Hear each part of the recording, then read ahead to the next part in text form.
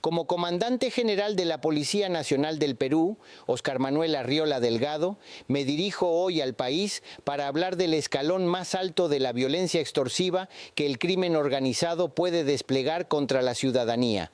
No la amenaza de una pistola, no la pedrada en la luna del local, no el mensaje de WhatsApp con una foto de la fachada del negocio. Hablo de una granada, un artefacto explosivo real, con mecanismo de detonación, con fragmentación letal en radio de varios metros, capaz de matar o mutilar a cualquier persona en el radio de impacto, arrojada contra un local comercial, contra un vehículo, contra la puerta de una casa, porque el dueño del negocio se atrevió a decir que no podía pagar, o que no iba a pagar, o simplemente que necesitaba una semana más.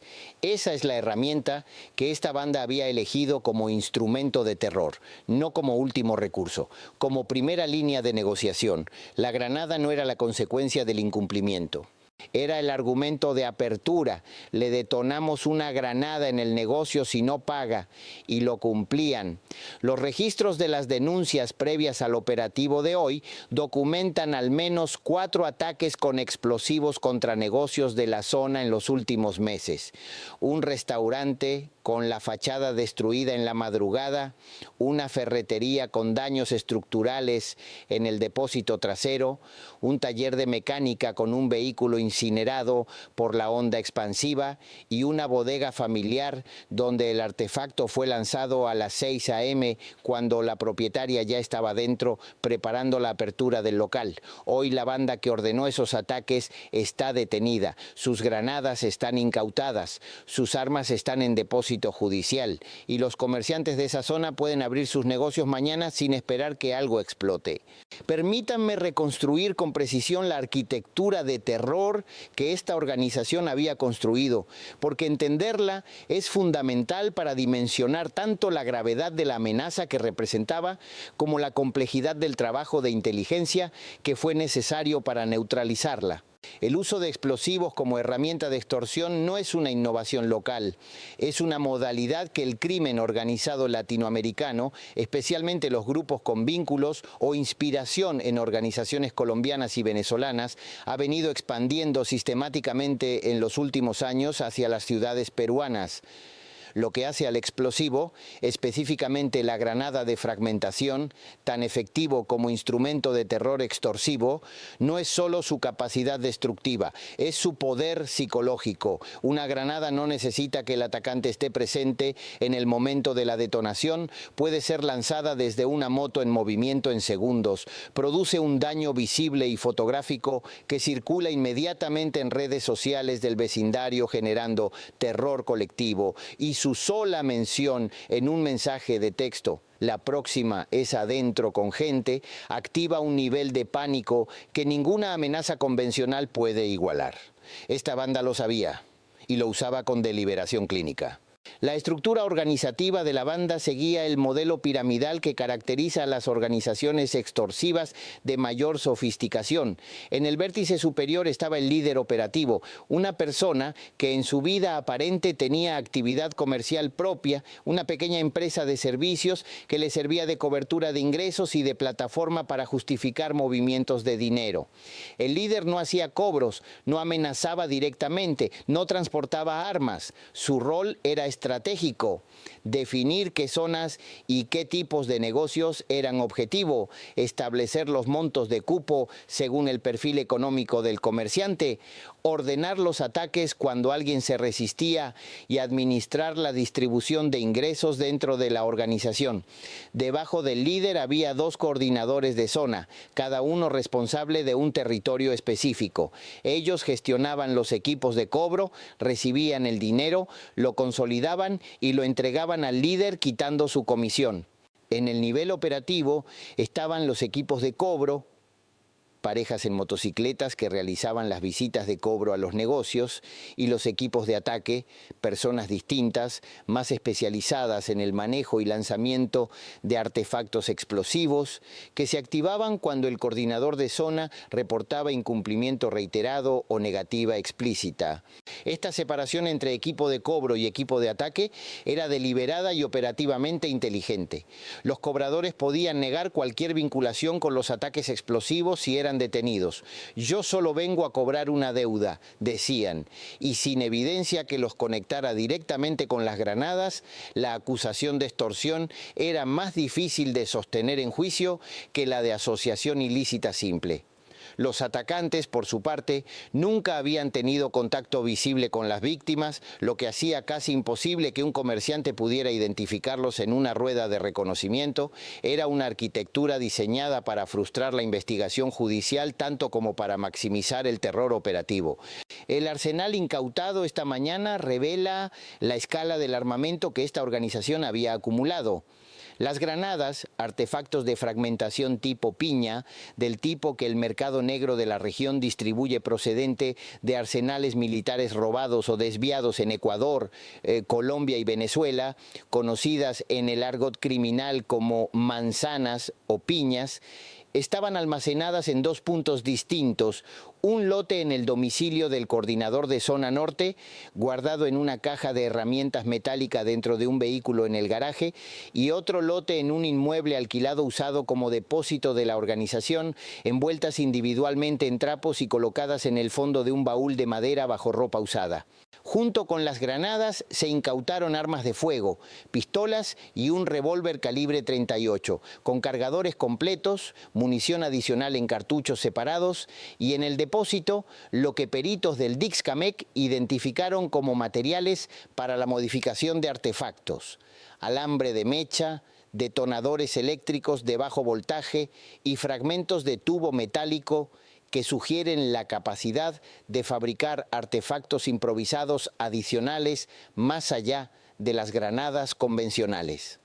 Esa última parte es especialmente grave. Una organización con capacidad de fabricar IEDs, artefactos explosivos improvisados, representa una amenaza que trasciende la extorsión local y entra en la categoría de terrorismo criminal que la legislación peruana tipifica con penas significativamente más severas. Los celulares incautados son, como en todos los operativos de esta naturaleza, la evidencia más valiosa. Contienen no solo los mensajes extorsivos enviados a las víctimas, muchos de ellos con fotos del local comercial tomadas como señal de vigilancia previa, con montos exigidos, con plazos y con amenazas explícitas de ataque explosivo, sino también las coordinaciones internas de la banda, mensajes entre cobradores y coordinadores reportando pagos recibidos o negativas, mensajes entre coordinadores y el líder solicitando autorización para un trabajo y, en al menos 2 casos, mensajes que constituyen evidencia directa de la orden de los ataques con granada que ya se habían ejecutado. Esos mensajes son prueba directa de autoría intelectual para el líder de la organización, que de otra forma habría intentado desmarcarse argumentando que él no sabía nada de los ataques. ¿Cómo llegamos hasta ellos? El punto de partida fue una denuncia que ningún comerciante de la zona quería hacer primero por miedo, pero que finalmente presentó el propietario del restaurante, que fue atacado con granada en la madrugada. Ese comerciante tenía capturas de pantalla de todos los mensajes extorsivos recibidos durante semanas antes del ataque, mensajes que escalaban progresivamente de tono desde la solicitud inicial de cupo hasta la amenaza explícita de explosivos. Esa evidencia digital fue la base sobre la cual la Fiscalía Especializada en Crimen Organizado autorizó la intervención de las comunicaciones de los números identificados. Las escuchas revelaron en días la estructura de la organización, los nombres en clave de sus integrantes, los puntos de entrega del dinero y el domicilio del líder. La vigilancia física confirmó los movimientos. Identificó las motocicletas usadas para los cobros y estableció los patrones de desplazamiento de los coordinadores de zona.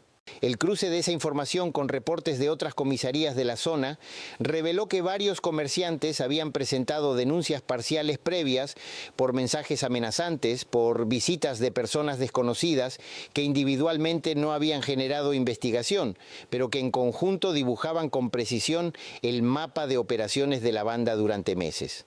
El operativo fue ejecutado simultáneamente en 4 puntos: el domicilio del líder, los domicilios de los 2 coordinadores de zona y el inmueble usado como depósito de armas. La simultaneidad era crítica porque cualquier detención previa habría alertado a los demás a través de las comunicaciones internas de la banda, permitiéndoles destruir evidencia o huir. Los equipos tácticos de la PNP entraron en el mismo minuto en los 4 puntos. El líder fue detenido en su domicilio sin resistencia, un coordinador intentó huir por el patio trasero y fue interceptado, el otro coordinador estaba fuera del domicilio en el momento del operativo y fue detenido en la vía pública minutos después por el equipo de seguimiento que lo tenía bajo vigilancia. En el depósito de armas, que estaba vacío de personas pero contenía el arsenal, peritos de explosivos realizaron la intervención con los protocolos de seguridad aplicables al manejo de artefactos activos. Cada granada fue inspeccionada, verificada como activa o inerte según el caso y trasladada al depósito especializado de la PNP para destrucción controlada. Quiero hablar con toda la claridad posible sobre lo que significa el uso de granadas como instrumento de extorsión, porque hay una tendencia en ciertos sectores de minimizar estos hechos describiéndolos como conflictos entre delincuentes o problemas del bajo mundo que no afectan al ciudadano común. Esa descripción es falsa y peligrosa. Las granadas detonadas en locales comerciales de barrio no discriminan entre delincuentes y ciudadanos. La onda expansiva de una granada tipo piña en espacio cerrado mata indiscriminadamente en un radio de 15 metros. La propietaria de la bodega que estaba dentro de su local cuando lanzaron el artefacto a las 6 a.m. no era delincuente. Era una trabajadora que abría su negocio antes que nadie para atender al primer cliente del día. Los clientes que podrían haber estado en el restaurante con la fachada destruida no eran parte de ningún conflicto criminal, eran personas comiendo. Llamar a esto problema del bajo mundo es invisibilizar a las víctimas reales y normalizar un nivel de violencia que en ninguna sociedad organizada es aceptable. El uso de explosivos en contexto de extorsión está tipificado en el Código Penal peruano bajo figuras que van más allá del delito de extorsión simple. La tenencia ilegal de explosivos constituye un delito autónomo con penas de hasta 8 años. Si los explosivos son usados o existe intención documentada de usarlos para causar daño, la calificación puede escalar a terrorismo agravado bajo la legislación antiterrorista, especialmente cuando hay organización, sistematicidad y múltiples víctimas. La Fiscalía está evaluando estas calificaciones adicionales para el caso de los líderes de la organización, lo que podría derivar en penas que superen los 20 años de prisión efectiva. A los comerciantes de toda la zona que estuvieron pagando cupos bajo amenaza de explosivos durante meses, que vivieron con el teléfono en la mano esperando el próximo mensaje, que abrían el negocio cada mañana sin saber si la noche había dejado algo pegado a la puerta. Esa pesadilla terminó para esta zona hoy. Pero quiero que sepan algo que es importante para el futuro. La investigación que llevó a este operativo fue posible gracias a que un comerciante decidió denunciar con evidencia. Ese acto de valentía fue el que desbloqueó todo lo demás. Sin esa denuncia con capturas de pantalla, con fechas, con montos, con el historial completo de las amenazas, la investigación habría tardado mucho más tiempo. Cada vez que una víctima guarda silencio por miedo completamente comprensible, la organización criminal compra semanas o meses adicionales de operación. Cada vez que una víctima documenta y denuncia, le quita esas semanas a la organización y se las da a nosotros. A las organizaciones que en otras zonas del país están usando o considerando usar explosivos como herramienta de extorsión, lo que ocurrió hoy con esta banda es el resultado directo y predecible de usar ese nivel de violencia.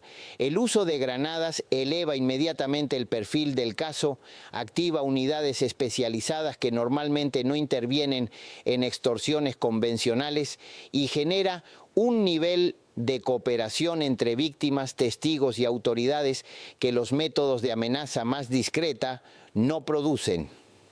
Las personas que mantienen silencio ante una amenaza de pistola a veces no lo mantienen cuando una granada destruyó el negocio del vecino de enfrente. El escalamiento de la violencia que creen que los hace más temibles en realidad los hace más visibles, más denunciados y más perseguidos. Y la respuesta del Estado cuando aparecen explosivos no es proporcional a la extorsión, es proporcional al terrorismo. Esa es la lógica con la que van a ser procesados. A los peruanos que trabajan, que emprenden, que arriesgan sus ahorros en un negocio propio y que merecen hacerlo sin que nadie llegue a amenazarlos con artefactos explosivos. Esta Policía Nacional existe para que eso sea posible, para que abrir un negocio en el Perú no sea un acto de valentía frente al crimen, sino un acto normal en un país normal. Para que la única explosión que un comerciante peruano tenga que escuchar sea la del éxito de su propio trabajo. Viva la Policía Nacional del Perú, desactivando el terror explosivo del crimen organizado. Justicia máxima para quienes usaron granadas contra comerciantes indefensos. Perú sin explosivos criminales. Perú con negocios seguros. Perú libre del miedo.